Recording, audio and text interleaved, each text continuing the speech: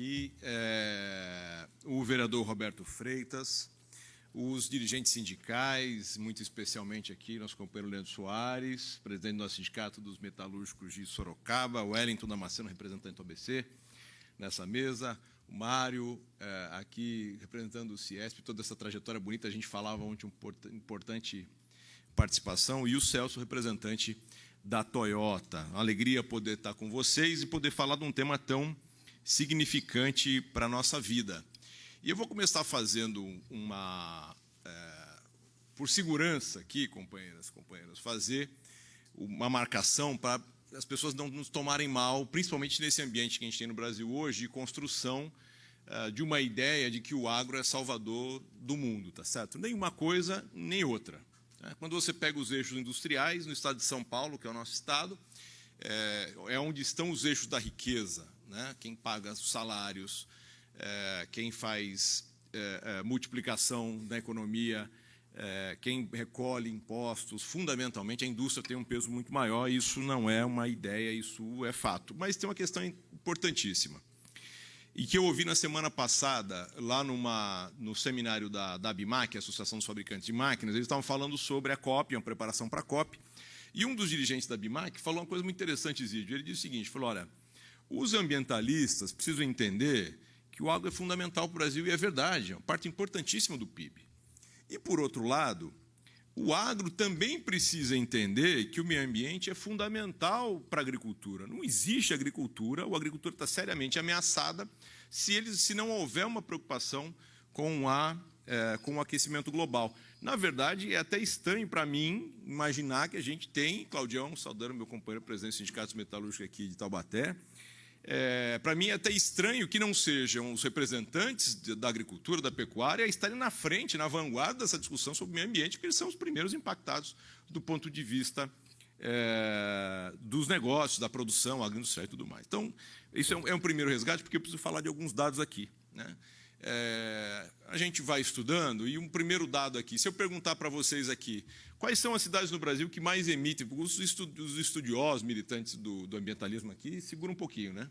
Então, mas quais são as duas cidades do Brasil que são as que mais emitem CO2? Qual que é uma ideia aí? Verdinho, certo?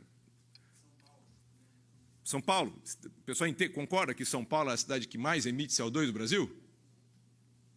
Uma outra cidade? Brasília?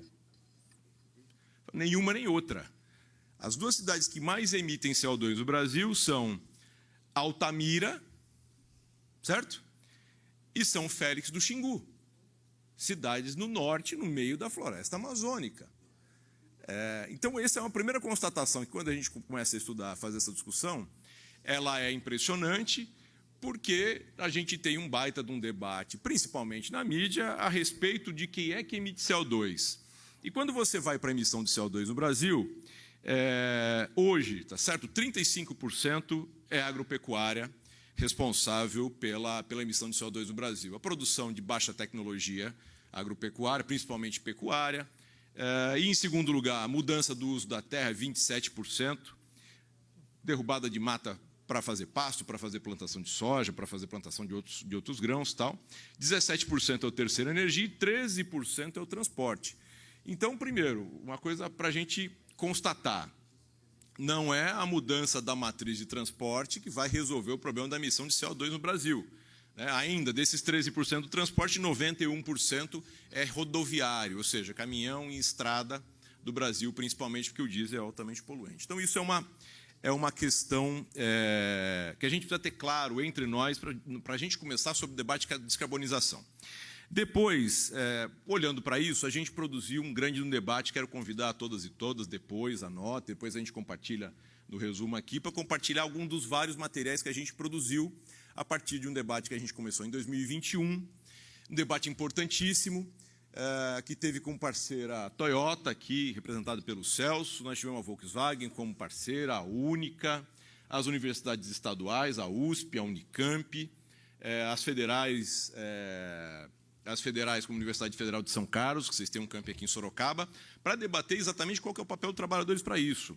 Então, eu trouxe até um vídeo, que eu não vou passar ele aqui não, porque senão vai ficar muito longa a conversa, e a ideia é a gente ser prático, e é um debate até inicial. Mas nós, da Federação dos Metalúrgicos do Estado, achamos essa discussão absolutamente relevante e fundamental para a nossa vida, certo? Porque a oportunidade que se coloca, ela, hoje, para o Brasil, é de ter um lugar totalmente diferenciado no processo de transição energética, porque nós temos capital para isso, capitais naturais, capital tecnológico, né? No Brasil é que a gente desenvolve a tecnologia de construção, de fabricação, de extração do hidrogênio de forma mais limpa, porque nós temos energia limpa e, para a produção de hidrogênio, tem uma alta demanda de produção de hidrogênio. E nós temos propostas dos trabalhadores, até que o Wellington está com a proposta aqui na mão e que eu trouxe a apresentação. Então, só para a gente conhecer, o pessoal da... Carol está indo lá. Para a gente conhecer o que foi o trabalho da discussão do híbrido etanol, que a gente chamou, que assim a gente chamou, e o que são propostas para os trabalhadores, né? Porque Sorocaba é um lugar estratégico. E seguindo aqui nas parabenizações aqui, Isídio, nós temos que parabenizar muito essa Câmara dos Vereadores de Sorocaba, porque se é uma das primeiras e que está se discutindo isso, por que é que o Congresso não está discutindo isso também, de forma mais consistente? O Wellington participa semanalmente, quase, de discussões lá em Brasília. Mas é fundamental a gente discutir esse modelo para o Brasil, isso é importante para o Brasil. E é claro que vai ter política pública que vai demandar solução local. Se a Toyota é a maior exportadora, ela também foi a primeira a produzir carro híbrido aqui. Isso é um pênalti para nós aqui, porque eu sou trabalhador da Volks. Então tem uma coisinha aí. E também a Toyota hoje já produz, de uma forma muito interessante, um carro movido a hidrogênio, né, que nós podemos conhecer aqui, que foi o Mirai, além da Hyundai no mundo. Então, todo esse processo de debate público, que foi proposto aqui pelo vereador Isídio, que tem a participação dessa Câmara, foi aprovada aqui, que tem um papel importantíssimo dos sindicatos metalúrgicos de Sorocaba. Só lembrando, o debate aqui do híbrido etanol teve em Sorocaba de uma forma decisiva, lá em maio de 2022. O Leandro, inclusive, pôde trazer vários temas para a discussão do híbrido, que estão constantes aí do histórico nosso. Aliás, o portal, que ainda existe, o Motor do Futuro, o livro que o Wellington foi um dos organizadores, isso tudo são produções das trabalhadoras e dos trabalhadores para a construção, primeiro, do entendimento do que é essa transição necessária para o Brasil, para a gente pensar que ela não é a mesma transição necessária para os países centrais, que estão buscando a sua independência do petróleo. Nós temos o etanol como uma fortaleza para o Brasil, não só para movimentar carro, mas para produzir o hidrogênio verde, né? A maioria das pesquisas hoje discutem uma produção de hidrogênio no Brasil a partir do etanol, e ter propostas para a sociedade brasileira da gente ter esse debate feito de forma justa para cada trabalhador, e cada trabalhador que, no final das contas, e ao passo de toda a sociedade que a gente vive, é fundamental para a riqueza de uma cidade, de uma região como essa região de Sorocaba, a cidade de Sorocaba. E o vídeo está pronto? Eu vou pedir só para a gente dar uma olhadinha no começo do vídeo, porque ele tem uma demanda importante, e aí eu falo qual que é o site, Carol. Na COP26, em outubro de 2021, o mundo ratificou a meta de banir a fabricação de carros a combustão até 2035. Esta decisão pode levar à extinção de postos de trabalho e à substituição das tecnologias antigas por novas, e poderão transferir emprego e renda para outros países. O Brasil, há décadas, utiliza o etanol, combustível limpo que é fonte de energia sustentável para o mundo. A produção de álcool a partir da cana-de-açúcar não afeta ou prejudica a produção de alimentos e não desmata nem invade áreas de reservas e florestas, especialmente a floresta amazônica, pois ela é produzida na sua maior parte no Sudeste, especialmente no estado de São Paulo. O etanol de cana-de-açúcar é considerado o combustível alternativo mais bem-sucedido até o momento. Entretanto, a indústria automobilística global passa por uma de suas maiores reinvenções e caminha para um futuro de eletrificação. A eletrificação é uma tendência. Contudo, o modelo elétrico a bateria, adotado pelo velho mundo, não é adequado à realidade brasileira.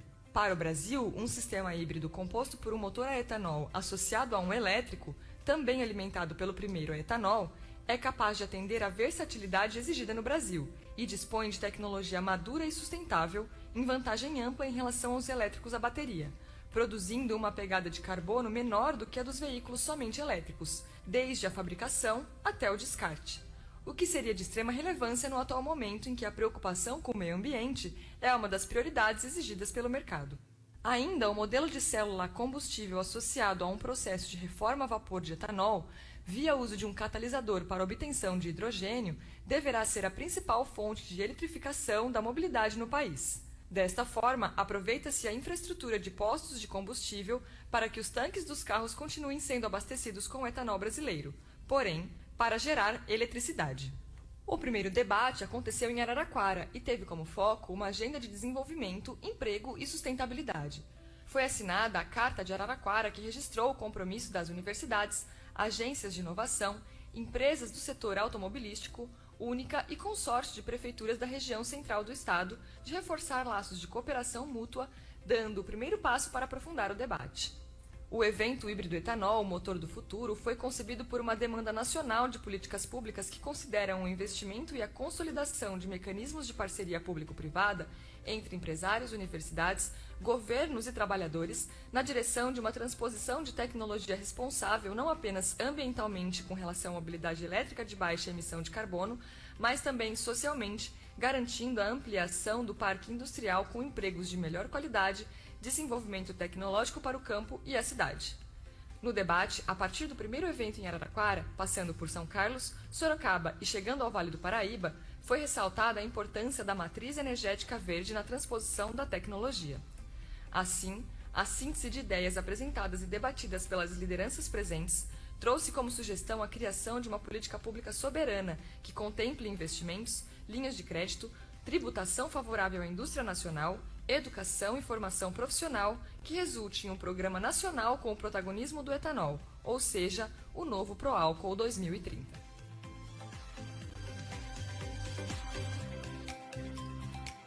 Esse vídeo dá uma ideia muito clara do que foi essa trajetória. Ainda a gente foi para Joinville em 2022 e ele está disponível, assim como todos os materiais desse trabalho, no site que chama motordofuturo.com.br.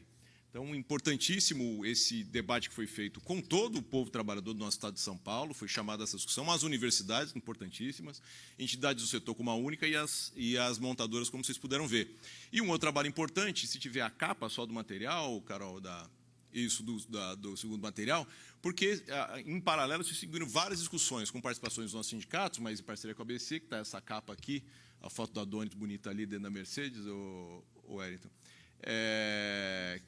São as propostas de trabalhadores e trabalhadoras para a transição energética justa. E aí uma descrição do que a gente tem, que o Wellington acho que vai falar um pouco disso, que o Wellington foi participante desse debate, então não vou entrar nessa conversa aí não, Wellington, entendeu? Porque essa aí é o titular da parada, entendeu? Então, de novo, parabéns ao povo de Sorocaba, a todas as pessoas dessa cidade, dessa região tão importante da nossa cidade, do nosso estado, do nosso país. São Paulo deve ser sempre, não é ser bairrista, vamos pensar no Brasil sim, mas nós temos que pensar na nossa localidade, nós temos que pensar em Sorocaba, nós temos que pensar no estado de São Paulo, Isídio, parabéns pela iniciativa da audiência pública e a Federação dos Metalúrgicos e toda a nossa estrutura, toda a nossa companhia está à disposição para fazer esse debate tão importante para Sorocaba, para São Paulo e para o Brasil. Obrigado, pessoal.